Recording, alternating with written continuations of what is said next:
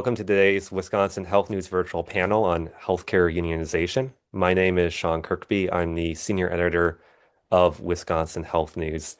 Thanks to all of you for tuning in. We have a really great panel with us today to talk about this important topic. I'm thrilled to introduce Dr. Ahmed, resident physician and research fellow at Brigham and Women's Hospital and Harvard Medical School. Jamie Lucas, executive director of the Wisconsin Federation of Nurses and Health Professionals. Sara McCumber, a nurse practitioner in Duluth who would be speaking on behalf of the Minnesota Nurses Association, and Senator Jeff Smith, a Democrat from Brunswick who is the ranking member on the Senate Health Committee.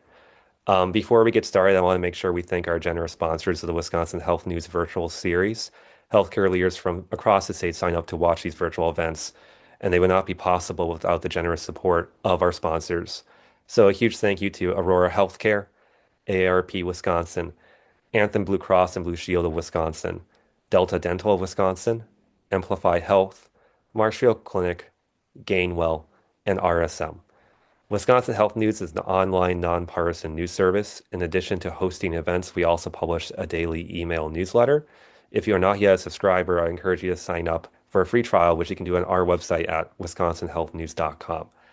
An extra thanks today to Anthem Blue Cross and Blue Shield Wisconsin, today's featured sponsor. We are very thankful for their generous support. Here to say a few words is Julie Stren, Anthem's long-term care director. Thanks, Sean. Good afternoon, everyone. I'm glad to be here representing Anthem Blue Cross Blue Shield. My name is Julie Strun, and I serve as Anthem's family care director. Thank you to Wisconsin Health News for bringing us together today. Blue Cross Blue Shield has been a part of the Wisconsin community for more than 85 years, including over 2 decades serving Medicaid members. Today, we support more than 120,000 individuals across programs such as Badger Care and SSI Medicaid. We also serve individuals and families in the commercial market and are currently the largest carrier in the ACA. This month marks such an important new chapter for Anthem in Wisconsin.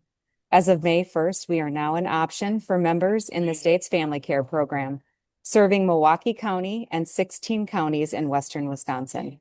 This program provides Medicaid-managed long-term care services and supports, and it's especially significant because Anthem is the first organization added to the family care service in many years, reflecting both the program's growth and an opportunity to bring new ideas to how care is delivered.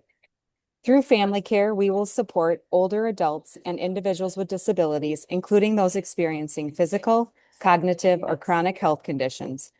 At its core, the program supports each person to live as independently as possible, ensuring their plan is tailored to meet where they're at. What Anthem brings to this work is a combination of national scale and strong local commitment.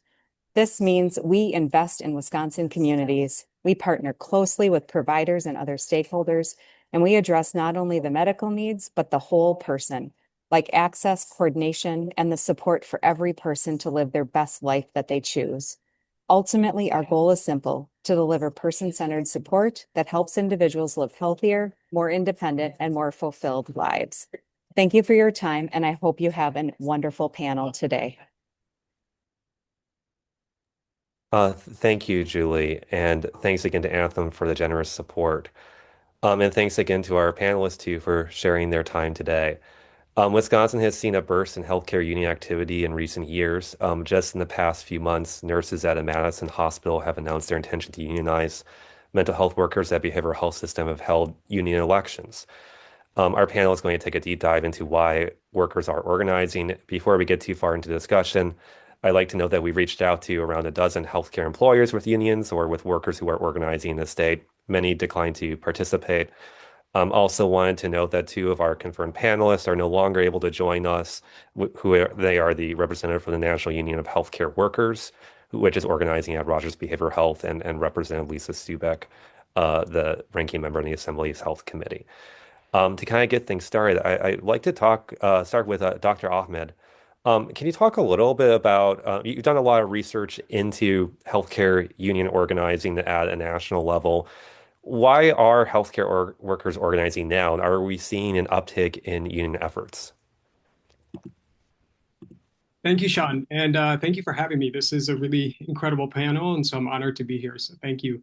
Um, we so in healthcare, it's quite interesting because unionization itself is actually really not high in terms of healthcare worker unions. Nurses are the most unionized group, and their unionization rate across the country is around 17%. And other healthcare worker groups are slightly lower than that. Physicians are lower, advanced practitioners are slightly lower. But we are seeing an uptick in union efforts. So we're seeing more union elections. We're seeing more petitions for recognition of unions as well. And this has been an upward trend that we've been observing for about the past 6 years, particularly since the COVID-19 pandemic. I think in order to understand what's kind of leading to this uptick, it's really important to look under the hood of both the employer and then also the worker as well. In terms of the employer in healthcare, hospitals and healthcare systems, they've changed quite dramatically over the course of the past 20 years. We're seeing rising rates of hospitals merging, consolidating larger healthcare systems.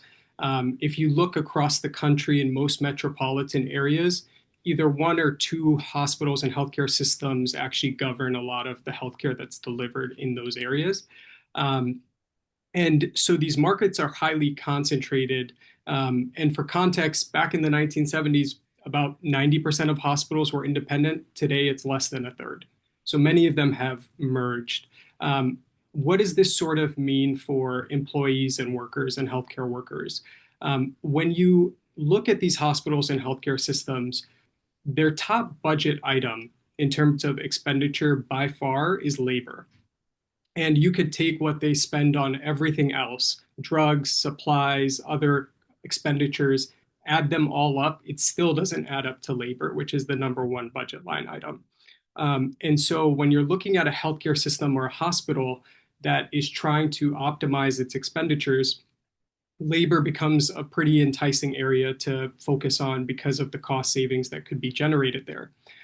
But this also leads to suboptimal incentives. So, what it can lead to then is staff having to take on more patients, visit times beginning to decline per patient, resources are not being deployed as adequately as the staff on the ground might advocate for and would want that's a bit more patient centered or staff centered. And the hard part is when you have such a large healthcare system, who do you actually communicate that to? What voice do you actually have as a worker? And I think that's what's led to a lot of the unrest that we're observing today, and the rise in sort of unionization, where workers are really trying to advocate both for the labor circumstance, but also for the patients. And if you want to communicate to a large employer, you really have to have a unionized, a sort of one collective voice that is able to govern and be able to bargain for those things. And so that seems to be what's actually sparking a lot of the unionization efforts that we're seeing across the country. And just to follow up on that, you mentioned that nurses tend to be among the most unionized of the professions. Can you maybe speak to about why that is? Like, why are some professions more unionized than others in this field? Yeah, so it's a really excellent question, and also I think in some ways begins to reflect some of the evolution that we're seeing in the labor dynamics. So take for example, physicians were the least unionized group historically and still kind of remains so, but that's because many of them weren't employees. If you look under the hood sort of 20 years ago, most physicians actually were employers and not employees. Today, more than 80% of doctors are employed by a hospital or healthcare system. And so for them, I think the labor dynamic has completely sort of flipped, where they sort of go from being an employer to now actually being an employee. For other groups, in terms of their unionization relative to nurses, it's not dramatically different. So techs, therapists, their unionization rate's around 13, 14%. But for nurses, it's around 17%. So the differences are fairly marginal. I think if I had to put my pin down on why I think nurses probably are more likely to unionize, I think they're the ones who spend the most time with the patient at the bedside, and they can talk to the resources that they have available, how they're sort of being stretched, in what they need at that time. And I think having that front row seat probably galvanizes a group of workers far more than physicians that may be a bit more removed from the bedside, techs that may have to swing between different units. And so I think the relationship with the care delivery just also looks different. Thanks, Doctor. Sarah, I'd like to talk a little bit with you about the Minnesota Nurses Association. You all represent workers at Northwestern Wisconsin clinics run by Essentia Health. Advanced practice providers like nurse practitioners, physician assistants there in Essentia's Eastern market unionized in 2024, with nurses in Superior voting to unionize shortly afterward. Can you talk a little bit what prompted you all to form a union and where do kind of things stand now? I think you're on mute, Sarah. Apologize. So what prompted us to unionize was that we wanted to have a real voice in our working conditions. So as Dr. Ahmed noted, when we're at the bedside, whether it's in the hospital or the clinic, we know what we need. And during that union, and we wanted to have a real voice instead of APRNs that are appointed by administration. We wanted to have a direct input into our staffing and other things. And as a result, during that process, Essentia promised to work with us during the election, but they changed their tune. And we had a multi-day hearing in February of 2024 where Essentia, and there's a 34-page report that I have here, where Essentia contested our ability to even have an election and on multiple fronts, and the NLRB said, yes, you can have an election. So where are we at now? They certified a union. We were certified as the union in June. We were able to have a vote, and we were then certified in August of 2024. And Essentia has refused to bargain, which violates federal labor law and ignores their legal obligation to negotiate in good faith. And in the letter, I have the notice that was given to Essentia that tells them that they must bargain. And what has happened is the bargaining obligation is so even if the employer or other party files objections to the NLRB, if the objections are later overruled and the labor organization is certified as the employee's collective bargaining representation, their obligation to refrain from making unilateral changes there are terms and conditions of employment begins on the date of the election, not of the subsequent decision by the board or the court. So where we're at right now is Essentia has refused to recognize they are appealing to the NLRB. We had a strike last summer, and we could not get them to come to the table. And some of the outcomes of the fact that we have not been able to have our union recognized I think we've seen some destabilization in our workforce because people don't have worker protections, and there's some inability and uncertainty leading, and some people are leaving the bedside due to Essentia's tactics. We also have had they are making unilateral changes to people's schedules by adding more patients to the schedule, by changing locations of work. Some rural hospitals had on-site nurse practitioners providing hospitalist services, and now that's being done through telehealth. And telehealth can work, but it isn't always the answer. So that's where we stand right now. And just to kind of follow up with that, Sarah, what is your union kind of pushing for? What are your kind of requests for Essentia to kind of improve your all's workplace? Well, we did a survey of our members, and a lot of things boiled down to having more input into the number of patients that we have to see a day, some consistency and transparency around how we're paid and our benefits, having the ability to have a due process if the employer feels that they need to talk to us about our work. It also is very important to us that we have a reasonable workload. That a lot of times when people are hired into a clinic setting, they are told, you'll see patients from 8 to 5, and then there's the invisible work that we do that's off the clock.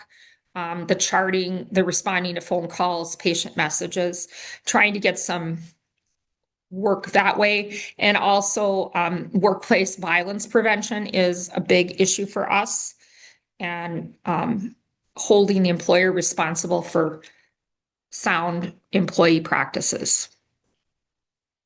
Thanks, Sarah. Jamie, I'd like to talk with you for a little bit. Can you talk a little bit about the Federation's reach across the state? What organizations are your workers working at, and where is your kind of representation?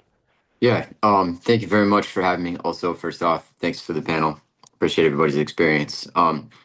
Our union, the Wisconsin Federation of Nurses and Health Professionals, represents thousands of healthcare workers across the state of Wisconsin. So from Burlington, Milwaukee, up to Anago, and kind of all around clinics in Eau Claire, up that way as well. And our members work in laboratories, hospitals, health centers, clinics, uh, providing care to patients or supporting those who provide that direct care to patients. So we have nurses, nursing assistants, housekeepers, food service workers, social workers, therapists, clinical laboratory scientists, kind of the whole gamut, except for physicians. And our members work in most of the major health systems in the state of Wisconsin. So we have members within the Freighter system at Wisconsin Diagnostic Laboratories, the clinical laboratory there on the medical center campus in Milwaukee, and we have folks in Ascension, in Advocate Aurora. We were bargaining there yesterday for a group of registered nurses and therapists and some imaging techs. So we have a unique perspective into the healthcare ecosystem in Wisconsin, I think, because we sit at the table with these health systems advocating, workers directly advocating for what they need to do their jobs better and provide care. And so, that's a little bit about who our union is and who's in it and what we do. And can you talk a little bit about what sort of trends are you seeing in the state when it comes to unionization? Are you seeing more folks organizing? What are workers kind of saying to you all about what they'd like to see? Yeah, definitely an uptick in interest. Organizing unions is really hard under the current laws and the current, the power that healthcare corporations have to kind of uh, uh, put their thumbs on the scale a little bit. But it can be done, and workers right now, I think more than ever, in my experience working here in the state of Wisconsin, want unions. And what it goes back to and is really what Sarah said about having a say in how they do their jobs. Uh, Organizing a union in this time in this country is the best way to get workplace democracy. It's the only way to advocate legally for what you need to create a legally binding agreement with your employer and the employees who work there. That's a major difference that people really identify that they want. It's not just, how much am I being paid? Obviously, that's a factor. We have a glimpse into how different systems view compensating different types of employees, but we also, it really comes down to how do I do my job? How do I feel at the end of my day? Am I able to spend time with my family? Can I take care of myself, or am I crying in my car on the way home because they've added another patient to my workload because now I can't provide the kind of care that I signed up to do? And they're telling me, this is something I hear across systems across the state of Wisconsin is like, okay, well, let's debrief the situation, this terrible thing that happened, but and then give me some recommendations, but we can't add more staff or we can't pay you more. And really, there's a body of evidence that says more staff is going to lead to better patient outcomes. It's going to allow people to do their jobs at a workload and a pace and to a quality degree that they signed up to do.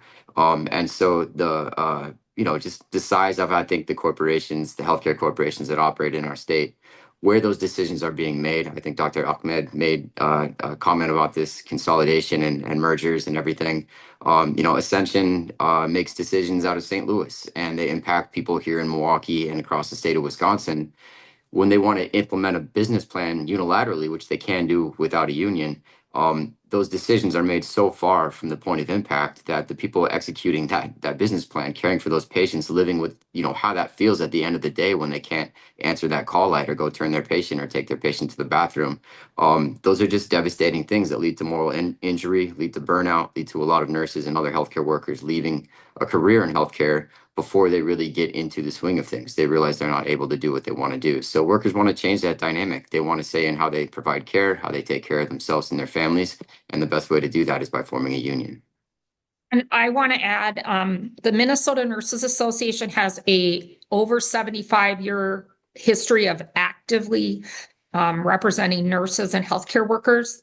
And for example, at Essentia, the nurses in the clinics had not been organized, and they organized around the same time we were doing that in Duluth and Superior. We know that in Minneapolis, some of the Alina providers, physicians and advanced practice providers organized. There was a large organizing effort out at Providence Healthcare, I believe in Oregon, among healthcare providers. I think, and I know that M&A is actively organizing in other areas right now. We have a hospital in North Minneapolis area, I believe North Twin Cities, Maple Grove, where the nurses just took a strike vote because they're not getting answers to what they want. So they have a new contract. So I believe it is spreading because you really don't have any other significant work place way to make decisions other than you hope your manager is supportive and positive, because if you have a change in manager or people above that. So I would just echo what Jamie said. I think it's going to spread unless they listen to whether it's the nursing assistant, the nurse practitioner, the physician, the HUC, the janitor. I mean, we all have input, and we don't necessarily all want money. And we also don't want unreasonable staffing, but we want a reasonable workload. And it seems in many of these large healthcare systems, they just keep adding administrators. And, adding administrators is fine, but when my computer isn't working or my patients can't get checked in or they can't get checked out, I'm not really sure. And they're supposed to be helping make that happen, but they don't. I'm not really sure how that helps the patient, because all of our unionization is about giving a better experience for our patients and the families and the communities that we serve. It's not about us. If I have to see 2 more patients a day, or I have colleagues in northern Wisconsin that may be shifting from where they're scheduled to work to another site, who's going to provide care for their patients in their community? So this is really about trying to provide the best care for the patients, because if we're not well and we're not doing well, then we can't do our best for our patients and our organization. Thanks, Sarah. Senator Smith, could you talk a little bit about what you're hearing from healthcare workers about the challenges that they're facing?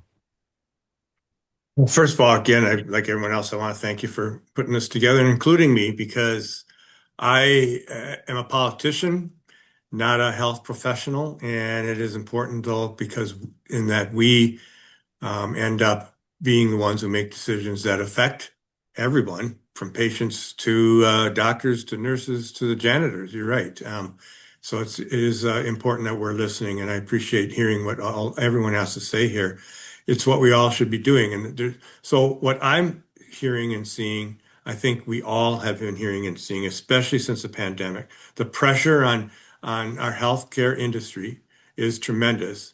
And that pressure falls on the shoulders of the workers and the staff and the fact of the industry. Where we saw what happened in for instance, during the pandemic, and first of all, people celebrating healthcare workers, and then by the end of that 2020, they were demonizing healthcare workers, was a tremendous shock, I think, to the system of everybody who worked in the industry. They're there to help people, and I think that was really a shock that they could be treated that way because of politics. So it's important for people like me to bring the politics down a notch. Don't use people and our healthcare for political purposes because everybody's harmed by that. And then, so what I really think we should be focusing on is the partnership between the industry that, the administration, for instance, and the workers. The partnership that can occur is going to be and usually always ends up being just a big, huge benefit in improving the outcome. And when Sarah talks about the bedside, or what was it, Dr. Ahmed said, the bedside where they are and listening and talking to patients. I mean, we should be listening to the people who are at that bedside, whether it be from birth to hospice. I mean, these are the people who are working with families as well as the patients and can deliver what they know, that knowledge to the administration of healthcare, including insurance companies, so that the process not only works better, but delivers a better product and make sure that access is available. Now, where I'm from, the reason I'm here today, to tell you the truth, I'm the ranking member simply because we had two major hospital closures in my district in the Chippewa Valley 2 years ago. We have still not recovered from that. But but yet it's a back page news now because we've become so accustomed to that having happened. But we're not going to be the last time that happens. We have rural areas, particularly around me, have struggled for a long time with the loss of access in clinics and hospitals. And having that partnership with the actual staff and faculty, I think, needs to happen so that people get access, so that they actually don't lose touch with what's actually coming in the door and getting out the door, healthy people. So again, I appreciate just being here and listening and learning as always, because we do need to introduce and pass, as Jamie mentioned about the laws that you're up against. We need to work on that to be sure that people have access to have a voice in their workplace everywhere, but certainly in the healthcare industry. Thanks, Senator Smith. And to kind of follow up with that, Dr. Ahmed, could you talk a little bit about what impacts having a union does have on the provision of healthcare? I mean, do you see improved outcomes from having unions, or what does the research say? Yeah, so this is an area that I think still needs to be further investigated. There has been little work that really investigates the impact of unions on healthcare outcomes. Of the work that has been done, there was one that looked at the impact of nursing unions on hospital-acquired urinary tract infections for patients, which is a preventable measure that ideally in an optimal world shouldn't occur.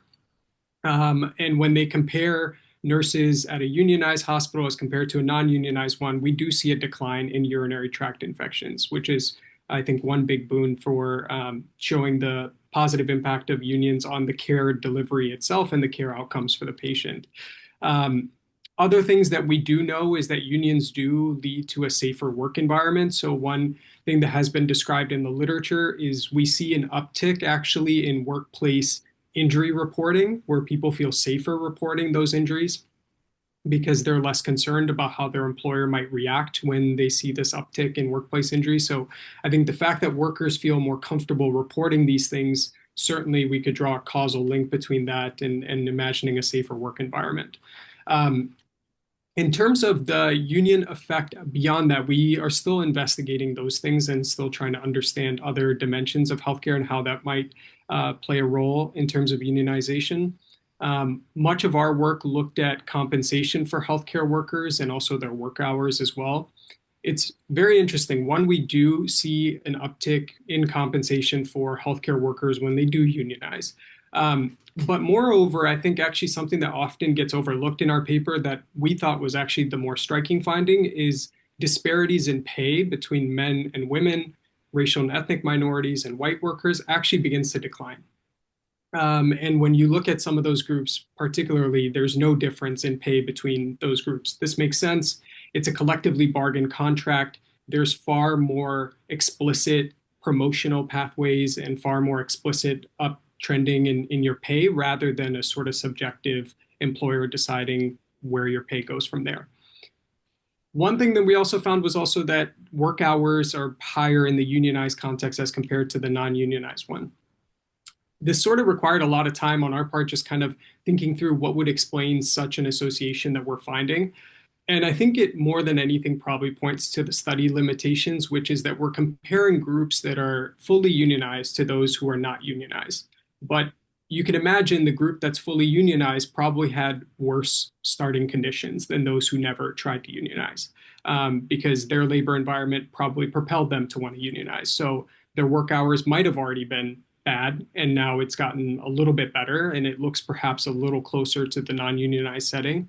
And that's what we suspect is probably going on when we sort of try to understand why a unionized context would all of a sudden see an uptick in work hours. It's probably because the starting conditions just looked a bit different. I think from the employer side, the challenge that we're also trying to understand too is with increased compensation, of course, is also going to be increased input costs for delivering care. You pay your workers more, the expenditures end up going up. How does that actually impact what an employer does? We don't fully know yet. We don't know if that means they're increasing their prices of care, which is a very important thing to consider, I think, in the context of the US, particularly given how much we spend on healthcare. And additionally, what their sort of reactionary response is to that. We don't fully know yet, but that's something that we're currently investigating. I would also like to say that I think unionization, at least among registered nurses, has really led to some of the safe staffing and nursing ratios, which evidence there's research to support that there are better outcomes of care. And it's really sad that the union has to push for adequate numbers of nurses to be at the bedside. And I don't think any of us sitting at the table here do not understand the pressures on the healthcare system and the lack of reimbursement problems. But I think we have things that we, as direct care providers or representatives of those people, that could be done to help reduce help improve the care at the bedside and perhaps reduce costs. Absolutely. And if I can jump in as well, the cost to employers, I think that one of the things that we say constantly at the table, some employers calculate this, some do not. But when you pay people and you make them feel heard and valued at their job, you will keep them as employees. They have institutional knowledge, they will train your new hires, they will create the culture that the employer purportedly wants to create, where everybody's got value, everybody is respected. That it begins to live up to the mission statements that are oftentimes very, very shiny and glossy and very, very good, but we fall short, and we can make improvements on that. And if you have people who have worked there a long time, are comfortable in their careers, are well paid, they know how to take care of their patients, they understand the workflows, their communities, it's going to decrease the costs of retraining and hiring and turnover costs. Some employers calculate this, some don't, but I think that that's an area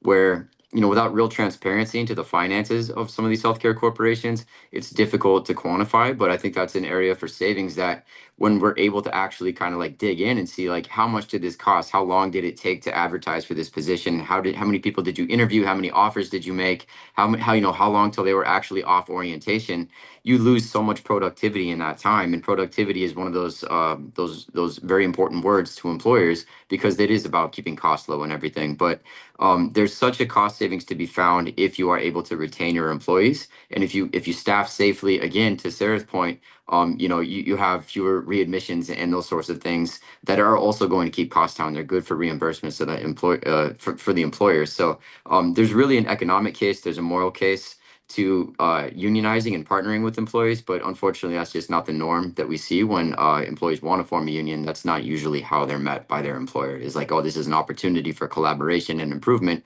It's usually, we have to avoid this and defeat this, and that's just the absolute wrong play for so many reasons.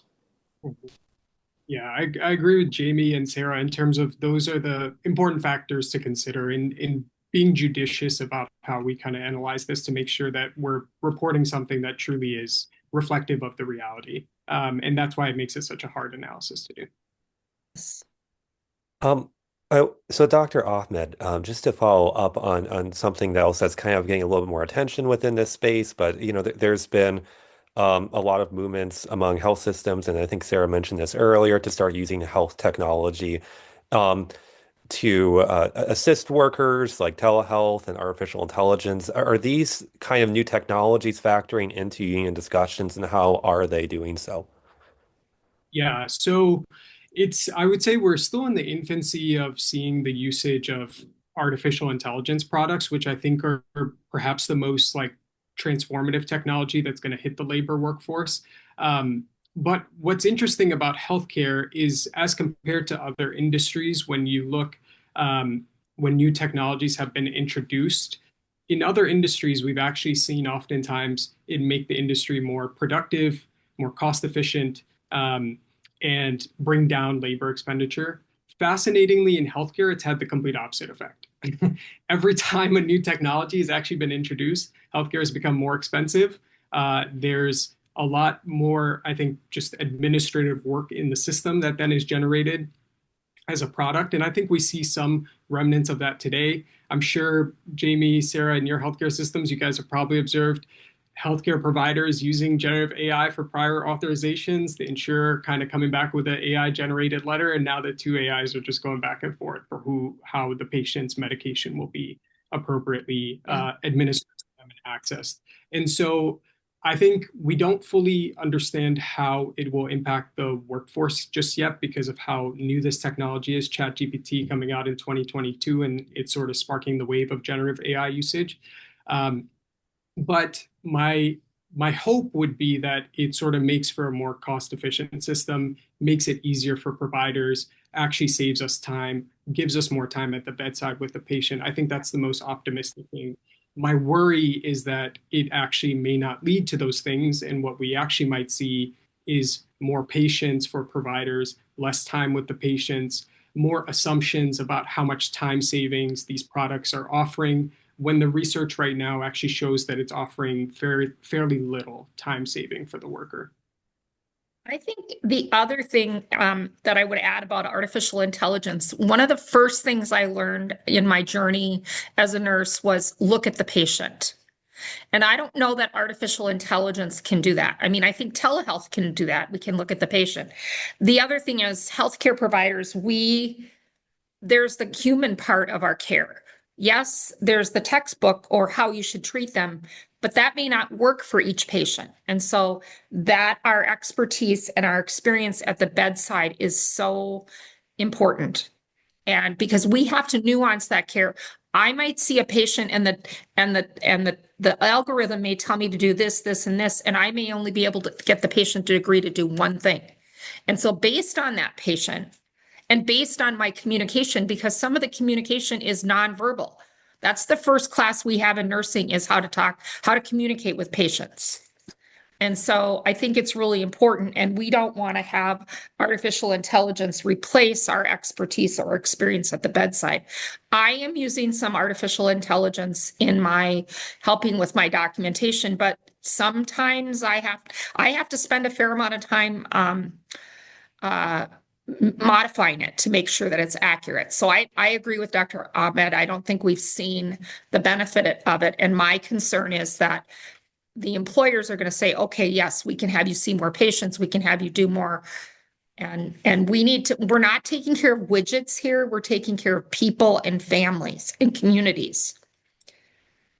Yeah, and I would add, I've heard some devastating stories where, AI has recommended a specific medication be administered and it misses an entire piece of the puzzle. I don't know exactly what the issue is there, but the nurse is the one to safeguard that. Their clinical judgment says, actually, that would not be, that would lead to, X, Y, and Z for this patient. I'm not going to do that. And I think the more that we incorporate AI into the delivery of care, the more administration is going to view that as liability protection for one, in the administration of patient care, but also the efficiency and productivity savings that they're going to view this as is going to translate to we'll see more patients we'll add another to your load, and that's just ultimately not going to be good. But I think that because we're in a situation where we have, we are able to bargain collectively for legally binding agreements with our employers, the approach that we've taken, where we've chosen to, address AI in the workplace, is we want to protect the patient, protect the work, and protect the worker. So we want to safeguard clinical judgment and make sure that there's language on the incorporation of that new technology to make sure that that human element is not lost, that we reserve space for clinical judgment to be the ultimate review on, should I administer this medication or not.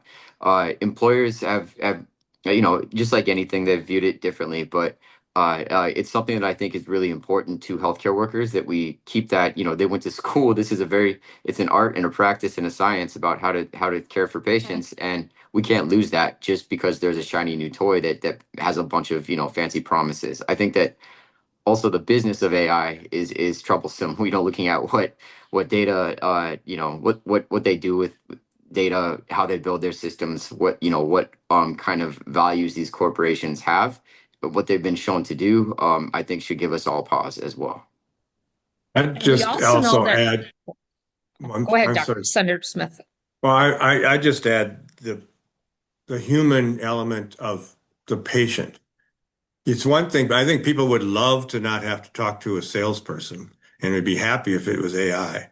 But when it comes to their health, they want to talk to a person and have that. I mean, I think they get suspicious that how does that AI going to know how I feel? And even if I tell them, they need to see, I need to see a person. Right? I just think it's a totally different industry. I hate to call healthcare industry, to tell you the truth, but we keep doing that.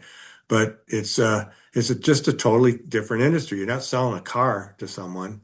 You're actually having to have that conversation with a person, as you described, Sarah, that you're trained to be able to read someone, even if it's nonverbal. So I think this is just a really important distinction. Other thing is AI sometimes makes things up.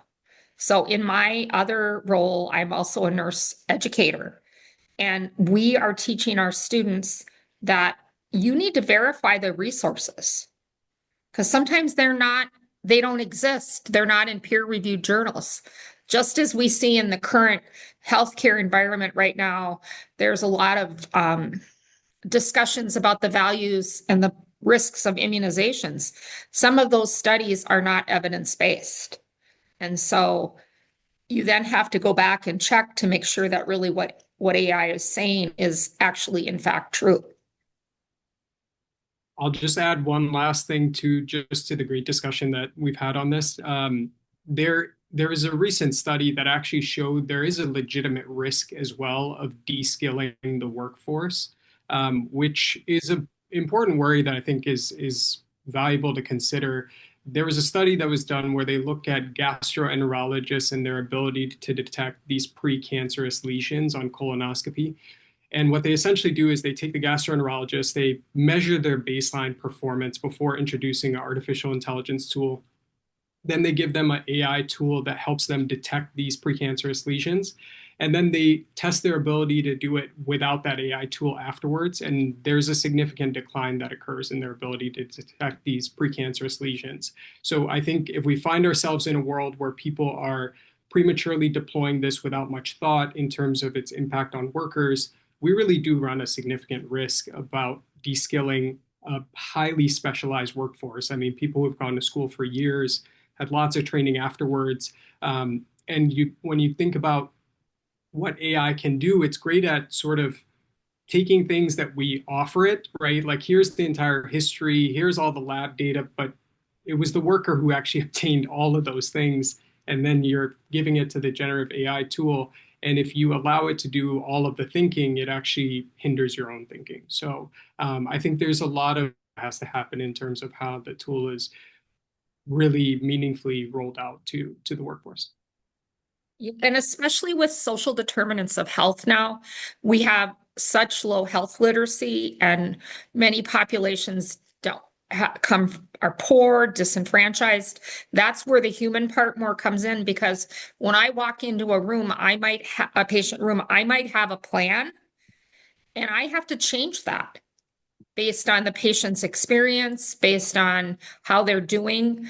I can, if I follow, like I said, the algorithm, I could end up with an agitated patient and not have any benefits. So that's where the human part really comes in, that it's our judgment, it's our clinical judgment based on our years of experience and our education.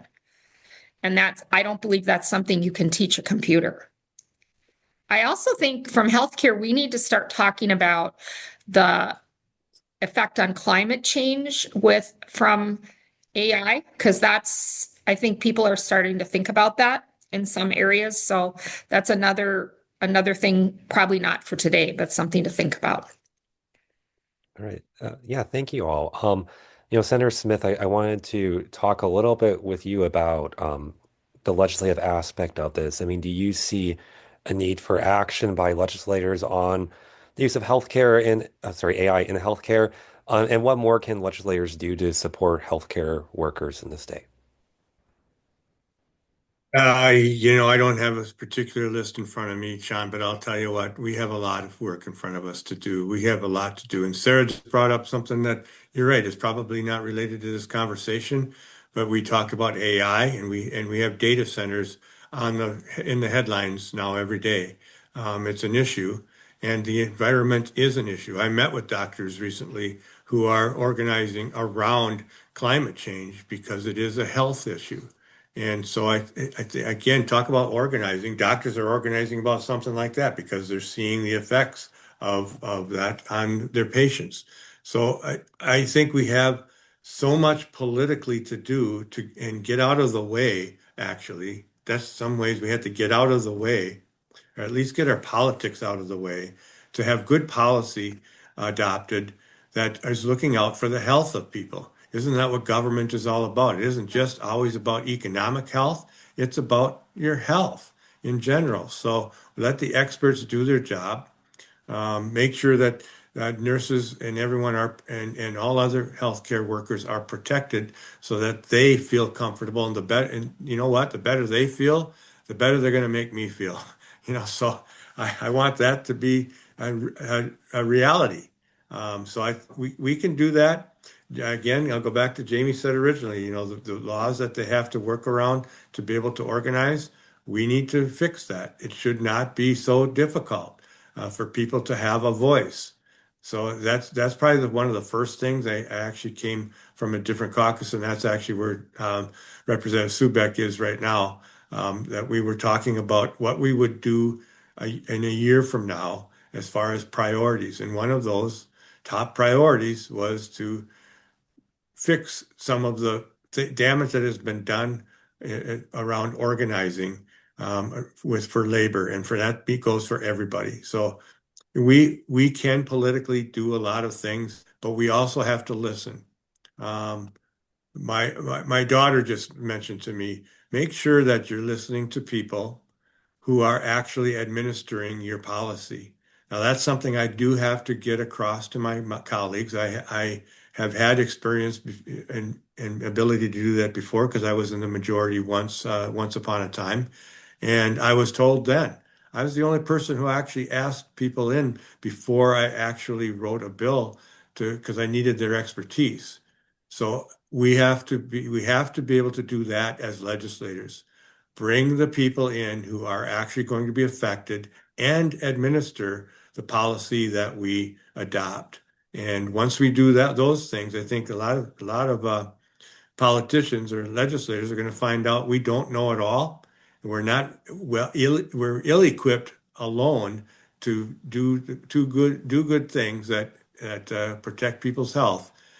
But we ourselves need to partner with our professionals to be able to pass good legislation. Um, so, Senator Smith, you talked a little bit about need to make some changes to support organization in the state or healthcare unions in the state. And I know that you our lead sponsor on a bill that would give collective bargaining rights back to UW Health nurses. Can you talk a little bit about what in that arena are some of the bills that you would pursue in future legislative sessions to support healthcare organizing in the state? I think by now everyone finally realizes the damage that Act 10 had back in 2011 to our public employees. And of course, the promise then was from governor at the time that they would leave private workers untouched. Well, that went by the wayside 4 years later in 2015 when they adopted right to work in the state of Wisconsin.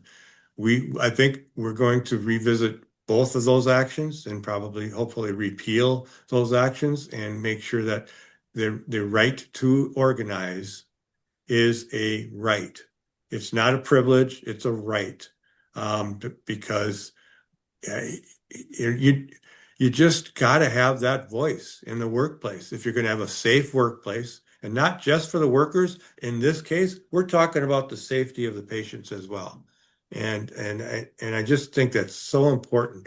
So those are really two high priorities right there, is to revisit what some of us think the damage that has been done by taking away the ability to organize. And you just mentioned, Sean, trying to give back the right to organize to UW Health nurses. Why do we have to individually start picking and choosing who can actually organize?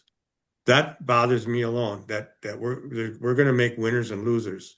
Let's make everybody a winner and give everybody the opportunity to actually have that voice if they choose. Thanks, Senator. Jamie, your organization has advocated for putting um, patient staff ratios into state law. What action would you like to see from legislatures? Thank you. Great question. We have for the second time now supported the Wisconsin Nurse Staffing and Patient Protection Act. It's not yet got even a hearing in the legislature, but that is a bill that would set minimal staffing ratios in different departments in hospitals across the state of Wisconsin, whether they have a union or not. It would require hospitals to set and adopt staffing plans with actual people who administer the care, to Senator Smith's point, nurses in their hospitals to vote on and approve their plans that would be publicly posted for staffing. It would end mandatory overtime, which is a dangerous practice of making people work long hours in order to fill holes in the schedule that could otherwise be filled by systemic change, and making sure that people don't leave their careers in the bedside, and then also affirming a nurse's right to refuse an unsafe work assignment if they reasonably believe that in their professional judgment they would be asked to do something unsafe. That bill would go a long way in raising standards across the state of Wisconsin. Our union supports it because it's a direct ask from our members. It's a direct ask from nurses across the state. We've surveyed nurses, and at 97% support of this legislation that say they view it as necessary to fix some of these issues in healthcare that would lead to um, uh, uh, uh, better retention at the bedside. It makes healthcare a sustainable career, and it creates a safer environment for patients to receive care. So we believe that that's absolutely necessary to begin to change things for all healthcare workers, whether they have a union or not. But one of the advantages of having a union, obviously, is that we can advocate and our members can advocate for the things that they want without having to act independently. It's very hard to create systemic change as an individual. So you have to come together to do those things. And we're proud to do this. We would ask every legislator to support the Wisconsin Nurse Staffing and Patient Protection Act in the next legislative session. So the Minnesota Nurses Association in Minnesota has strongly and always supported staffing language that gives the direct care provider input, and also no mandatory overtime, and the ability to refuse an assignment. And that's unsafe. And so I know that that's always been our stance, and that's been very important for our members and our patients, because those rules are about patient care. Just to look at the federal level right now with the Trump administration, has that posed any troubles for organizing? Kind of what's been the stance of the administration towards organizing compared to, a few years ago when President Biden was Well, in charge?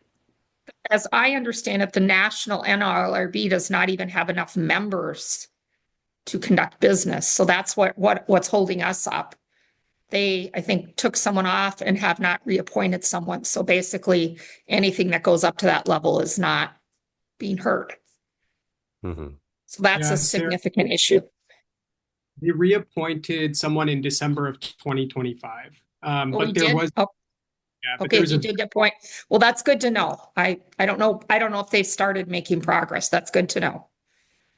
Yeah, I I think though that the overall goal of the Trump administration has been to destroy the ability for unions to exist at all. We also represent workers at Planned Parenthood and the VA, registered nurses at the VA, and direct care staff at Planned Parenthood. Those two organizations have been in the crosshairs, obviously, of this administration, but in the federal sector, the Trump administration eliminated collective bargaining rights for everyone who works, almost everyone who has a union in the federal sector, under the pretext of national security, as if a nurse having access to a grievance procedure is going to compromise our national security in a way that sharing war plans over Signal would not.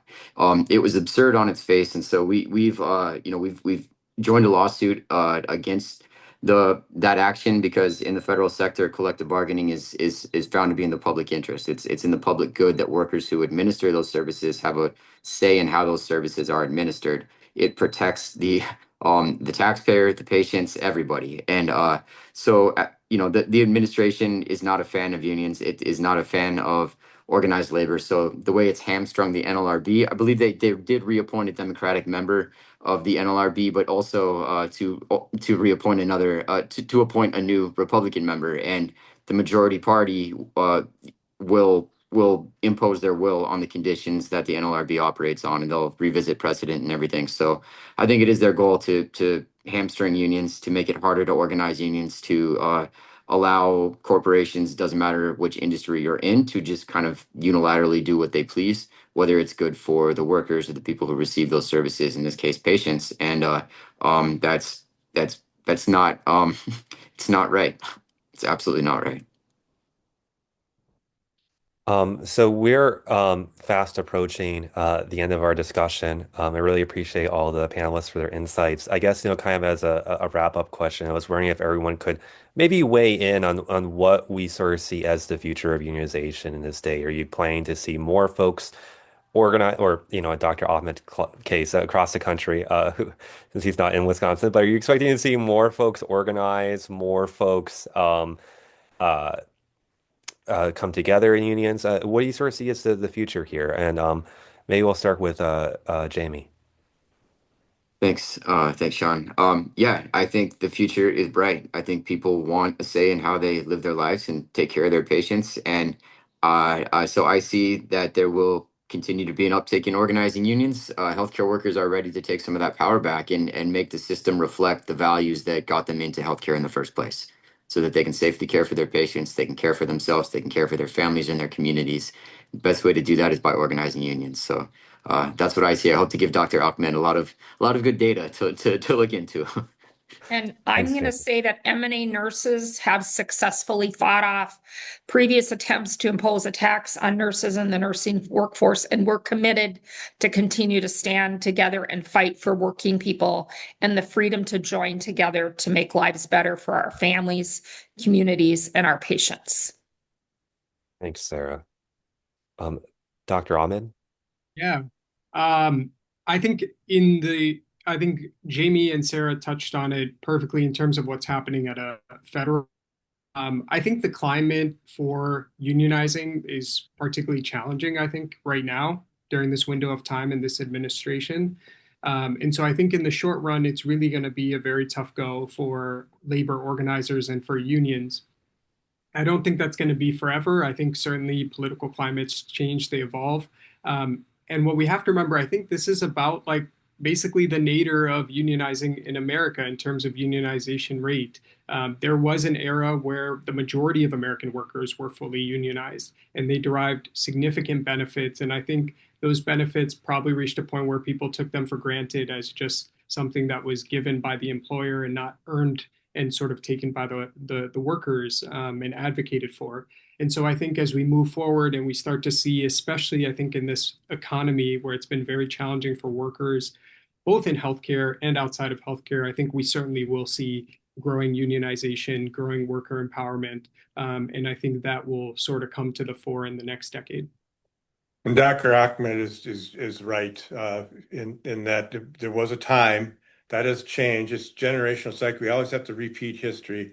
And Jamie and Sarah have that difficult job of reminding folks of where they were, where we were, and how we got there, and how we can get there again, and stop the demonization of organizing, and educate people that no, that's the only way you're actually going to get the rights that you deserve in your workplace and the safety that you deserve, and have all the things that we had back in the days when unions were strong. Thank you, Senator. Thank you. And thank you to all the panelists for your time today. It was a great discussion.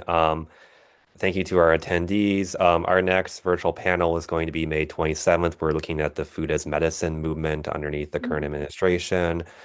Feel free to sign up for that if you'd like. And thanks again to everyone for participating and watching, and have a great afternoon. You. Thank you. Thank you very much.